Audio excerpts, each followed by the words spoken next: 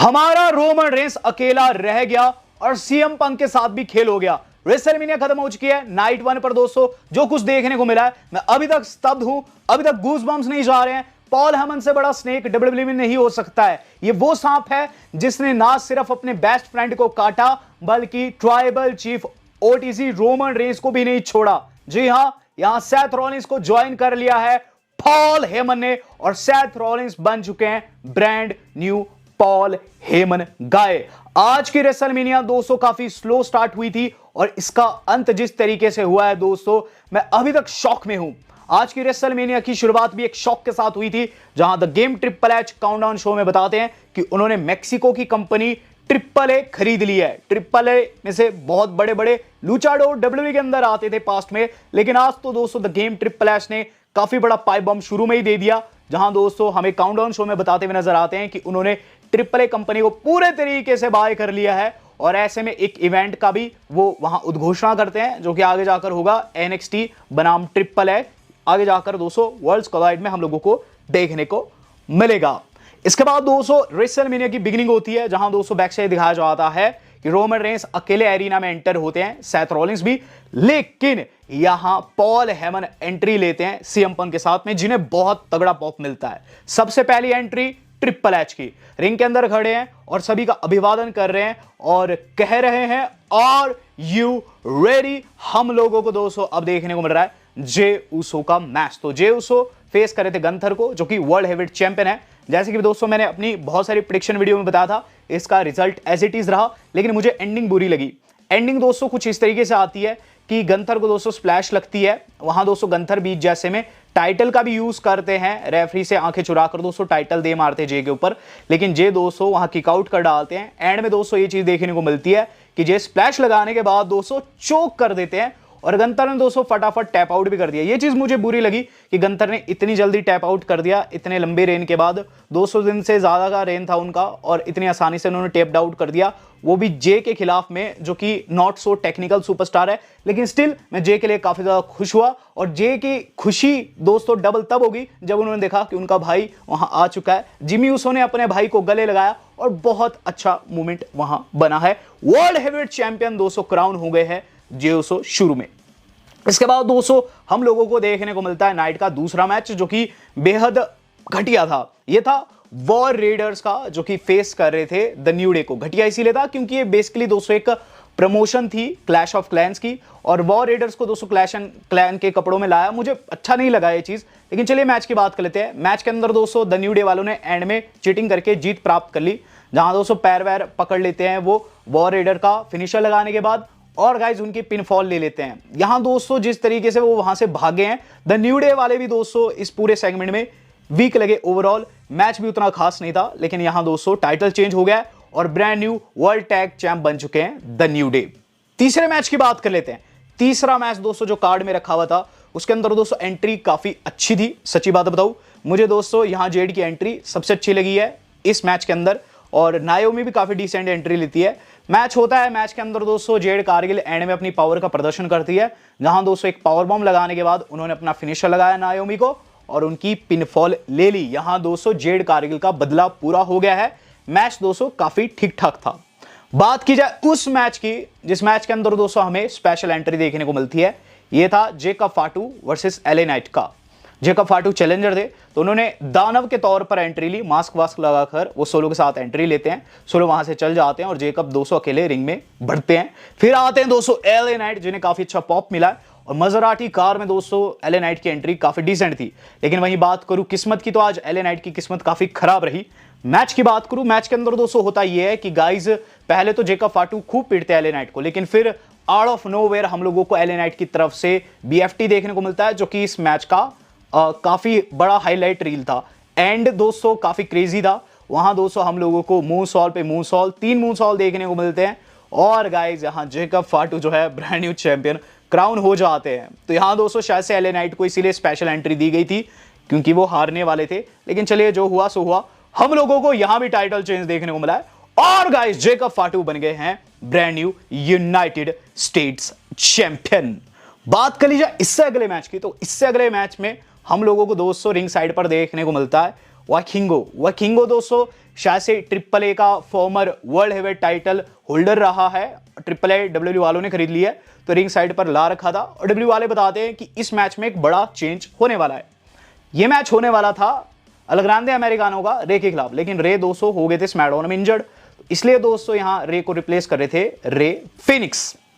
Match की बात की जाए, मैच के अंदर दोस्तों शुरू में वाइकिंगो को कन्फ्रंट करते हैं एल ग्रांडे अमेरिकानो, जिनकी एंट्री दोस्तों काफी ड्रामेटिक थी और वो दोस्तों कन्फ्रंट करते हैं वाइकिंगो, उन्हें लात मार देते हैं। फिर एल ग्रांडे अमेरिकानो रिंग में घुसता है, जहां रे फिनिक्स उन्हें पीटना स्टार्ट कर देते हैं। मैच हो जाता है बिगिन और मैच के अंदर दोस्तों वही एंडिंग देखने को मिली जो कि हम हमेशा से चैड के मैचेस की देखते आ रहे हैं, यानी कि अमेरिकानों की मैच के देखते आ रहे हैं। उन्होंने दोस्तों जो स्टील का टुकड़ा रहता है, वो जो मेटल प्लेट रहती है, वो अपने मास्क में डाल दी। रेफरी का ध्यान भटका हुआ था। इस दौरान दोस्तों जो हमारे अपने रे फिनिक्स है उन्हें किक करते हैं, लेकिन उन्हें ही चोट लग जाती है और उसके बाद हेडबट आउट ऑफ नोवेयर यहां दोस्तों एल ग्रांडे अमेरिकानो जो है विजय प्राप्त कर गया है। बात की जाए दोस्तों इससे अगले मैच की, तो गाइज इसके बाद जो अगला मैच हम लोगों को देखने को मिलता है वो काफी डिसेंट मैच था। और गाइज इसके अंदर एंट्रेंस जो थी वो काफी अच्छी रखी हुई थी। सबसे पहले टिफनी स्ट्रैटन की एंट्री होती है, जो कि गाइज ऑब्वियसली एक बारबी डॉल ट्रीटमेंट लेती है और बारबी वाले स्टाइल में दोस्तों एंट्री लेती है। देन दोस्तों शार्लेट की एंट्री होती है, जो कि टिफनी से ज्यादा बेटर मुझे लगी है। यहां शार्लेट आती है, बिल्कुल पप्पराजी हम लोगों को देखने को मिलता है उस बिल्डिंग के ऊपर, जो कि रैंप उन्होंने बना रखा था डब्ल्यू वालों ने, और नीचे से आती है रोल्स रॉयस और उसमें निकलती है शार्लेट। बिल्कुल दोस्तों सुपरस्टार लग रही थी। मैच के अंदर दोस्तों सुपरस्टार नहीं लगी, क्योंकि टिफनी स्ट्रैटन ने उन्हें कड़ी टक्कर दी मैच के अंदर। जहां शार्लेट फ्लेयर दोस्तों इंजर्ड हो जाती है, उनके लेग पर टिफनी बार बार वार कर रही थी। टिफनी के पैरों पर भी शार्लेट वार करने की कोशिश करती है, लेकिन अंततः ये जो इंजरी उन्हें दी थी टिफनी ने, इसका उन्हें नुकसान हुआ। हम लोगों को ये चीज देखने को मिलती है कि गाइस टिफनी स्ट्रैटन ने वहां प्रीटियस्ट मूनसॉ लगाकर मैच को अपने नाम कर दिया। और गाइस मुझे इनके बीच में थोड़ी सी केमिस्ट्री कम लगी, क्योंकि गाइस एंड में शार्लेट काफी ऐसी हो गई थी जैसे कि दोस्तों सैंडबैग रहता है। लेकिन ओवरऑल दोस्तों यहां टिफनी स्ट्रैटन ने अपना टाइटल रिटेन कर लिया है, जो कि काफी बड़ी विक्ट्री हम कह सकते हैं। बात करी जाए दोस्तों इसके बाद क्या रहता है, इसके बाद दोस्तों जो अगली चीज रहती है वो रहती है दोस्तों लेजेंड्स का रैंप के ऊपर आना। ये मूवमेंट दोस्तों मुझे थोड़ा सा तो क्या दोस्तों बहुत ही अच्छा लगा देखने में, क्योंकि इसके अंदर स्टोन कोल्ड स्टीव ऑस्टिन दिखाई देते हैं ब्रेट हार्ट के साथ में।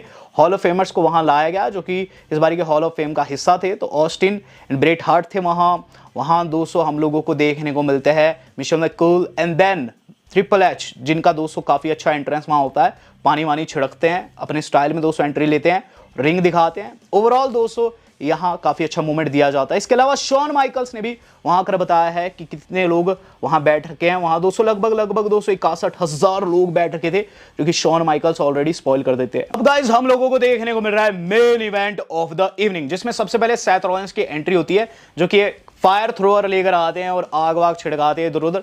फिर दोस्तों आते हैं रोमन रेंस की एंट्री ऑब्वियसली डब्ल्यू वालों ने उतनी स्पेशल तो नहीं रखी थी, लेकिन हाँ वहां जो स्क्रीन्स थी उनके ऊपर ओटीसी रोमन रेंस की पूरी फैमिली के लोगों की तस्वीरें आ रही थी और रोमन रेंस की तस्वीर आ रही थी, जो कि काफी अच्छे चिल्स दे रहा था। देन हम लोगों को देखने को मिलती है सीएम पंक की एंट्री। पूरी एरिना चिल्ला रही है सीएम पंक। और गाइज जो सीएम पंक का बैंड है जिसने उनका थीम गाया है, वो वहां लाइव अवेलेबल किया हुआ था ट्रिपल एच ने। और गाइज उनका थीम वहां प्ले होता है। पॉल हेमन आते हैं, किस ऑन फॉरहेड। यहां सीएम पंक को दोस्तों इस बारी पॉल हेमन ने बताया कि इट्स क्लबरिंग टाइम। वहां दोस्तों आ चुके हैं पंक रिंग में और रोमन रेंस के एक्सप्रेशन देखने वाले हैं। पॉल हेमन की आंखों में अब आंसू आ चुके हैं रोमन को देखते हुए।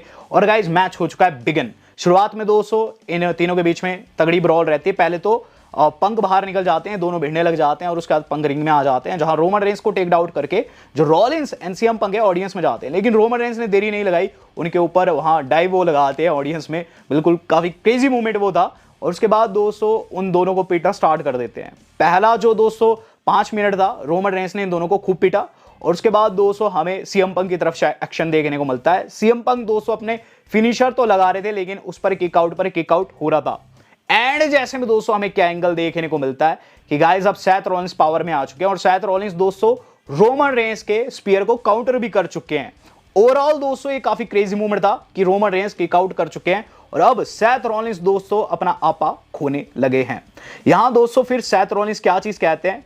सेथ रॉलिंस दोस्तों हमारे अपने सीएम पंक को देखते हुए रोमन को ये चीज कहते हैं कि ये कैंसर है, इसे हमें क्लीन करना होगा WWE से, और हम दोनों को इसे शील्ड पावर बॉम्ब लगाना होगा। तू मॉक्सली को भुला चुका है, तो मुझे भुला चुका है, ब्लड लाइन को भुला चुका है, एंड यू शुड अंडरस्टैंड, इसे पहले बाहर किया जाए, यही सबसे ज्यादा जरूरी है। जिसके बाद रोमन रेंस दोस्तों क्या चीज कहते हैं, रोमन रेंस कहते हैं लेट्स डू इट, और उसके बाद दोस्तों दोनों जाते हैं वहां, और गाइस सीएम पंक को ये शील्ड पावर बॉम्ब लगाने भी वाले थे, लेकिन रोमन रेंस ने वहां पंच कर दिया, अपर कट लगा दिया दोस्तों सेथ के, और खुद से पावर बॉम्ब लगाया सीएम पंक को वहां टेबल के ऊपर, टेबल गया टूट। फिर जो मैक्सिकन टेबल रहता है, जो स्पेनिश टेबल रहता है, उसके ऊपर सेथ रॉलिंस को पावर बॉम्ब अंदर डाला, स्पीयर, वो भी दोस्तों रोप वाला, लेकिन सेथ रॉलिंस ने किक आउट कर दिया। यहां सेथ रॉलिंस की पावर का पता चलता है। देन दोस्तों में क्या चीज देखने को मिलता है कि मैच आगे बढ़ रहा है, और गाइस अब सीएम पंक भी रिंग में आ चुके हैं, और सीएम पंक क्या करते हैं कि सीएम पंक दोस्तों जीटीएस लगाते हैं रोमन को, लेकिन रोमन रेंस किक आउट कर देते हैं। यहां पता चलता है रोमन रेंस की पावर का। और फिर दोस्तों जो एंगल देखने को मिलता है वो गाइस मैंने रेसलमेनिया हिस्ट्री में नहीं देखा। वहां दोस्तों होता क्या है कि जीटीएस लगता है सेथ रॉलिंस को, और स्पीयर लग जाता है सीएम पंक को, लेकिन वही रॉलिंस जो है वो स्टॉम्प कर देते हैं रोमन रेंस को। यहां वीडियो में लगा दूंगा, ये काफी क्रेजी मूवमेंट था। इस मूवमेंट को देखकर दोस्तों लोग अपनी सीटों पर खड़े हो जाते हैं, ताली बजाने लगते हैं, क्योंकि कोई भी हारने को तैयार नहीं है। वहां पॉल हेमन समझ गए थे ऐसे मैच खत्म नहीं होगा, अब मुझे वो कार्य करना होगा जिसे मैं करने आ रखा हूं। तो यहां सांप क्या करता है, वहां दोस्तों सांप ये चीज करता है कि वो चेयर लेकर आता है, पॉल हेमन दोस्तों वो चेयर पकड़ा देते हैं सीएम पंक को, और लगता है ये तो हो गया स्कैम, और फाइनली अब Roman Reigns and Paul Heyman साथ में देखने को नहीं मिलेंगे। फिर होता ही है कि जैसे दोस्तों सीएम पंक चेयर मारने जाते हैं रोमन को, उन्हें लग जाता है लो blow out of nowhere, Paul Heyman ने धोखा दे दिया है सीएम पंक को।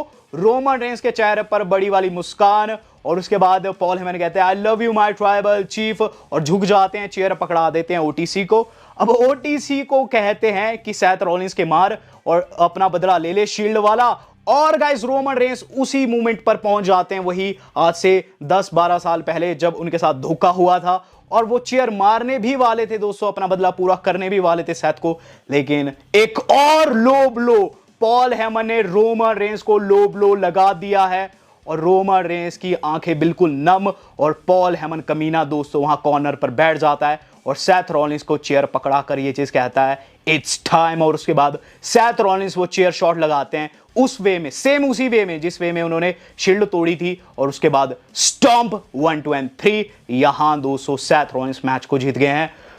बहुत ज्यादा क्रेजी एंडिंग थी दोस्तों, लिटरली गूज़बम्स आ चुके हैं, शब्द नहीं है दोस्तों, क्या ही बोलूं। यहां डबल क्रॉस हो गया है, इवन सीएम पंक को भी धोखा मिला है, और रोमन रेंस को तो दोस्तों ऑब्वियसली धोखा मिलता ही आया, सभी ने उन्हें धोखा दिया है, लेकिन यहां सेथ रॉलिंस के साथ गए हैं पॉल हेमन वापस, और वहीं सीएम पंक के पास भी दोस्तों कोई भी वर्ड्स नहीं थे, वो भी दोस्तों इधर उधर देख रहे थे। तो दोनों के साथ दोस्तों काफी बड़ा धोखा हुआ है, और न्यू पॉल हेमन गायब बन चुके हैं सेथ रॉलिंस। तो क्या सेथ रॉलिंस ने सही किया, गलत किया, आप अपनी प्रतिक्रिया दे सकते हैं, चैनल को सब्सक्राइब कर सकते हैं इसी तरीके कंटेंट पाने के लिए।